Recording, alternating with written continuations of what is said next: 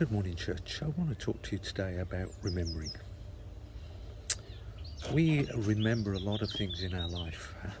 Our calendars are focused around remembering. We remember Christmas, and obviously the birth of Jesus. We remember Easter, which we've just had, and his death on the cross for us. We remember Pentecost. We will quite often remember at harvest and how God has provided for us and continues to provide for us. And of course we all remember our birthdays, and all the ladies always remember our wedding anniversaries. I hope you men always do as well. But the importance of remembering things and how we remember things. The Jews also found remembering was very important to them. So their feasts that they have, their 7 feasts, are all around remembering the goodness of God and his provision for them as a people and what he has done for them. But they also had a habit of, particularly the early patriarchs, of remembering things by putting up memorial stones. So when Joshua led the children of Israel across the River Jordan into the Promised Land, he sent 12 people back, one from each tribe, to pick up a stone from the middle of the Jordan, and then they carried it over into the Promised Land, and he erected those 12 stones, one on top of the other, to remember how God had carried the children of Israel through, and that would always be a remembrance for them and their children. When Jacob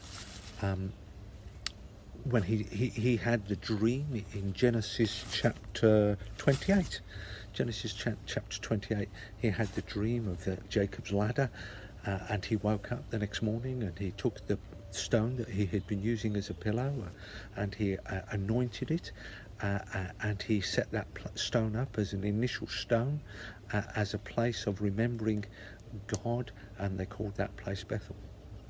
Remembering, it's very, very important. I just want to leave you with the thought of today, what should you be remembering? What can you be remembering?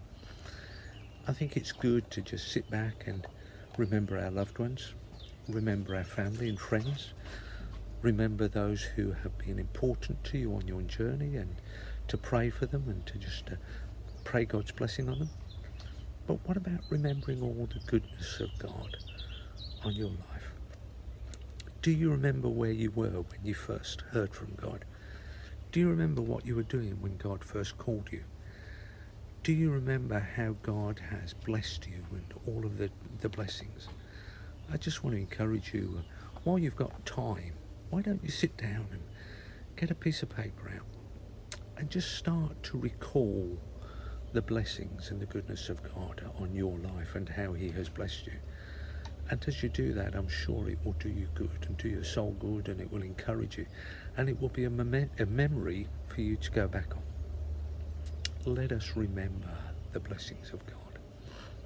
The final remembering I want to remind you about is something which we obviously again shared a couple of weeks ago when we did communion together.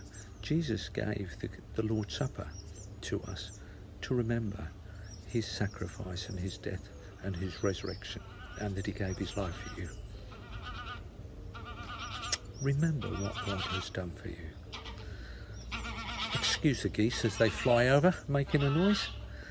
But again, isn't that good how God just provides nature for us to enjoy and be blessed by? Let me pray for you. Lord, I thank you for this day. I thank you for your goodness to us, Lord. Lord, I just pray that we will count our blessings and we will name them one by one, and that we will remember what you have done in your Bible, what you have done in each of our lives, what you have done in our families' lives, and what you want to do. Lord, that as we look back on what you have done, we will be reminded of the goodness of you. We will be reminded of the faithfulness of you. And Lord, that your promises are yea and amen. Remind us of promises that you've given. And Lord, cause us to cling to them as we remember you. Amen.